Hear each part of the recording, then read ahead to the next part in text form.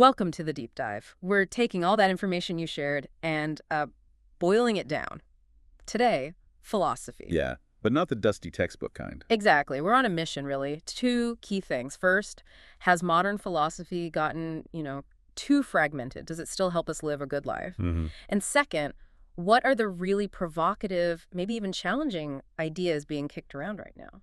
And that fragmentation is really the starting point, isn't it? The sources really hammer this idea that the modern way of splitting philosophy of ethics here, logic there, metaphysics way over there, might actually undermine its original point. Which was? Well, the ancients thought philosophy was holistic. Its job was to teach you how to live. Full stop. So you're saying that without that that original framework, modern ethics is kind of wobbly. That's the idea, yeah. Because if you look at the ancients, their ethics came directly from how they saw the entire universe. It wasn't separate. Okay, give me an example. Well, take the Stoics. Their advice is everywhere today, right? Okay. Acceptance, controlling emotions. Sure, yeah. Very popular. But those weren't just like life hacks they came up with. They had to believe that stuff because of their metaphysics. They saw reality as having a purpose, being teleological. Meaning purpose-driven. Exactly. They thought the universe was fundamentally rational, guided by some kind of rational will or divine providence. Yeah. Okay. So accepting what happens isn't just giving up. No. It's participating rationally in a rational system. It logically follows from their core beliefs. And the flip side, the Epicureans. They had a totally different view, but still unified. Absolutely. Epicurus' big famous line, death is nothing to us. Right. How did he get there? Pure materialism. His ethics were grounded in the idea that everything is just matter. Your soul, too. So when you die? The matter just disperses. Sure. There's no you left, no consciousness. So logically, nothing to be afraid of. See? Yeah. It's a complete system. Ethics flows from the physics. Which brings us back to the modern problem. If you ditch that metaphysical foundation, which modern ethics often tries to do. Right, just focusing on what's right Yeah. without agreeing on what's real. You end up just trying on different moral outfits, like what feels good or what fits the current culture. Exactly. And that's maybe why it can feel like stagnation. You're not building on anything solid, so you end up rediscovering things. Like the Epicureans and utilitarianism centuries later. Precisely. Similar intuitions about maximizing pleasure and minimizing pain just pop up again because the foundation wasn't there to build on consistently. So it feels like we're stuck, not making progress. But philosophy isn't like physics, is it? You don't just stack discoveries generation after generation. No, it doesn't work like that. But, and this is a key point from the sources, that seeming lack of progress, it actually hides philosophy's biggest success stories. How so? Well, if you want to see what philosophy did, just look around you. Its major achievement is basically inventing whole new fields of study and then letting them go. Huh. Like the ultimate incubator. Pretty much. Mathematics, physics, economics, linguistics, psychology. Yeah. They all started as philosophical questions. Ah, so its success is hidden because once a field gets its own methods sorted out, it stops calling itself philosophy. Exactly. It gets spun off. Yeah. But maybe we lost something practical in that process. Like what? Well, one thing the sources point to is Aristotle's metaphysics, specifically his idea of the 4 kinds of causation. Okay, I vaguely remember this. We mostly focus on just one now, right? Yeah, almost entirely the efficient cause. Yeah. The direct push or force that makes something happen. The billiard ball hitting another one. But Aristotle had 4. 4 ways to fully explain why something is. You need the formal cause, its shape, its blueprint, the material cause, the actual stuff it's made of. Okay. Then the efficient cause, who or what actually put it together or set it in motion. Right. And the last one? The final cause, or teleological cause. Its purpose, Yeah. what it's for. And we tend to ignore that one, the purpose. Massively. And think about the implications. The sources use that shuttle launch example. Oh, yeah. An engineer explains the launch with efficient causes. Thrust, fuel, escape velocity, all the mechanics. Makes sense. But ask the person who funded it or the politician who greenlit it why they launched it. They'll give you the final cause. Because we wanted to go to the moon. That's the purpose. Huh.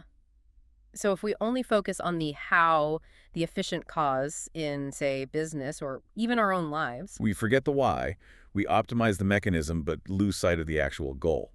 Very practical insight, I think. Yeah, definitely.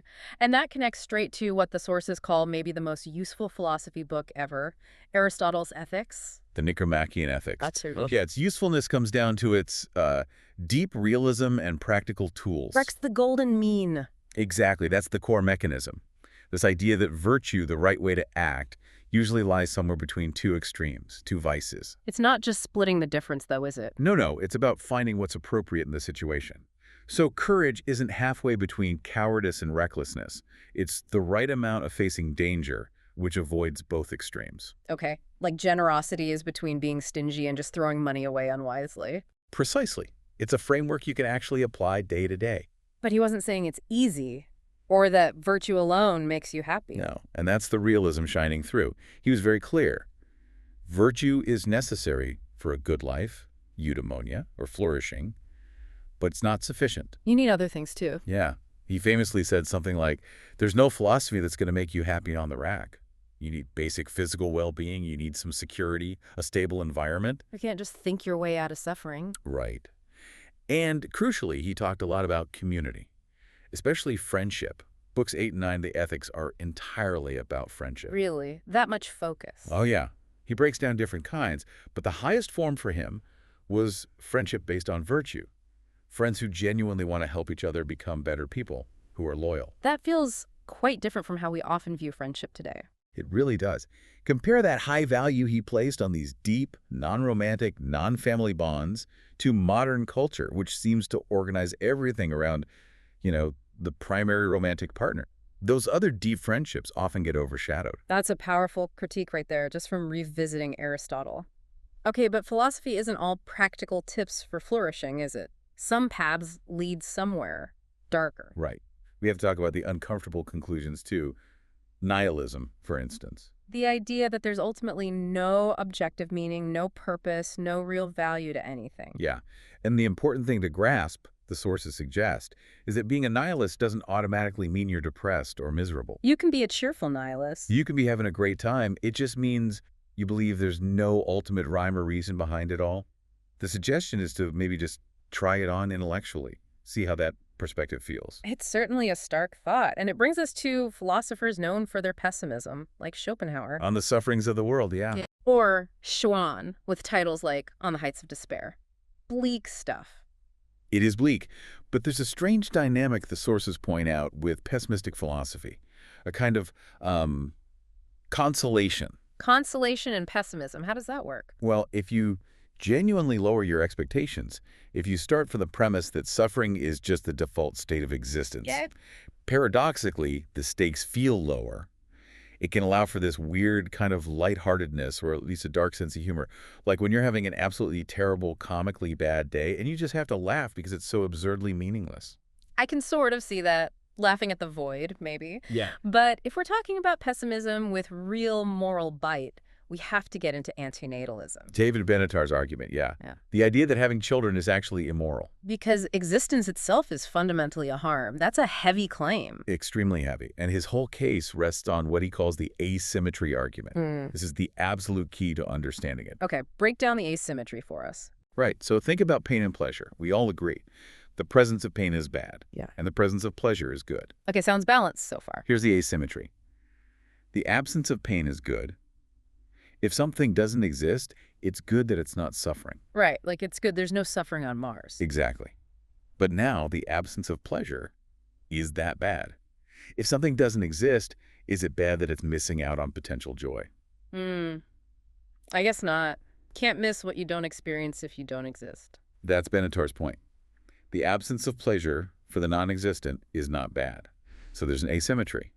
Avoiding pain by not existing is a definite good, but missing pleasure by not existing isn't a bad. So creating a life guarantees the bads, pain, suffering, death eventually, for only the possibility of the goods, the pleasures. Correct.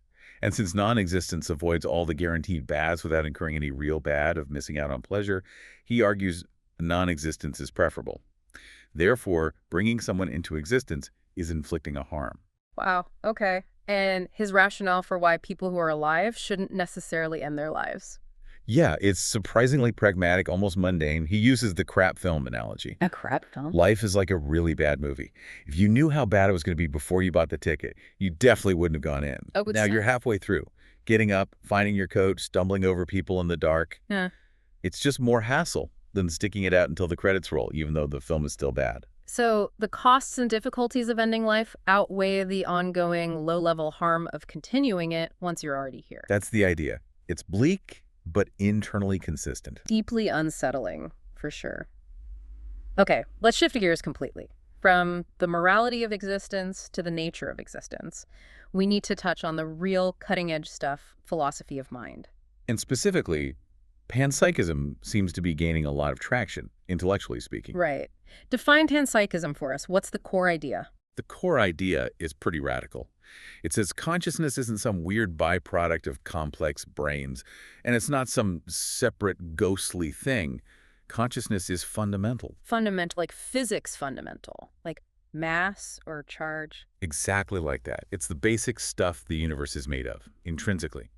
Matter has conscious properties, down to the smallest level. Okay, whoa. So how does that help with the old problems, like dualism, the mind-body problem? It just dissolves it. There's no mystery of how an immaterial mind interacts with a physical body, because there isn't an immaterial mind. It's all consciousness expressed physically. And it avoids the problem materialism has, like where is my imagined triangle if my brain is just physical stuff? Right. The panpsychist says there's no barrier.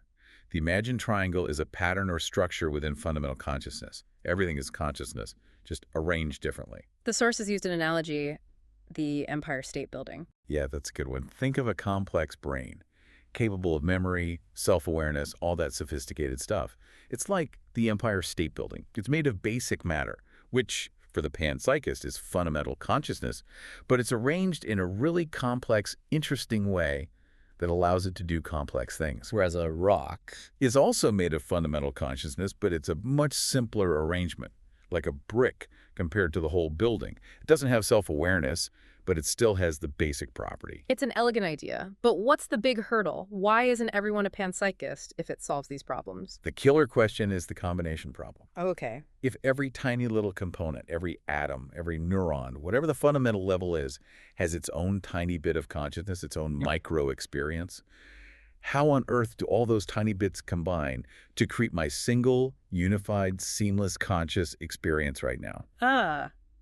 How do billions of little points of view become one big point of view? Exactly. It's incredibly hard to explain how that binding happens. It's the major sticking point. And there's even neurological evidence that maybe our sense of a single unified self isn't as solid as we think. Absolutely. The split brain patient studies are just fascinating and really challenge that intuition. Remind us how those work. Well, patients who've had the connection between their brain hemispheres severed, you can show an instruction like get up and walk to only one side of their brain, controlling one side of their body. Okay. And they'll do it. They'll get up and walk. But then you ask the other hemisphere, the one that controls language, the interpreter part of the brain, why they got up. And what happens? That hemisphere didn't see the instruction. So it just makes up a reason, a plausible story. Like, oh, I felt like getting a drink, or I wanted some fresh air. And it delivers this explanation with complete confidence. Even though it's completely wrong. Totally fabricated after the fact. Yeah. It strongly suggests that our feeling of being a single, unified I making conscious decisions might be, at least partly, an illusion, a narrative constructed by one part of the brain to explain what other parts are doing non-consciously. Which makes the combination problem for panpsychism even trickier if the unified thing we're trying to explain might not even be truly unified to begin with. Precisely. It adds another layer of complexity. Okay, so if the mind is complicated, maybe morality is too. Yeah. Let's pivot one last time, back to ethics, but from a different angle. Emotivism. Right. Emotivism is a theory about what moral statements actually are. And the core idea is they aren't statements of fact. Not at all. When you say something like stealing is wrong, you're not stating a fact about the world like the earth is round. You're not even reporting your own feelings like, I disapprove of stealing. So what are you doing? You're expressing an emotion. It's more like saying, boo, stealing, or making a disgusted face. It's an emotional outburst, not a factual claim. The feeling is more like burning your hand and yelling, ouch, than calculating 2 + 2 = 4. That's a good way to put it. It's an immediate, non-rational, in the sense of non-factual, expression of approval or disapproval. And the classic, really challenging example used to support emotivism involves incest. Yeah, it's a tough case for other ethical theories. If you imagine a scenario of incest that has absolutely zero negative consequences, no children, completely consensual, no social discovery, etc., many secular ethical systems struggle to explain why it's still wrong, without appealing to consequences. They can't find a purely rational prohibition. Right.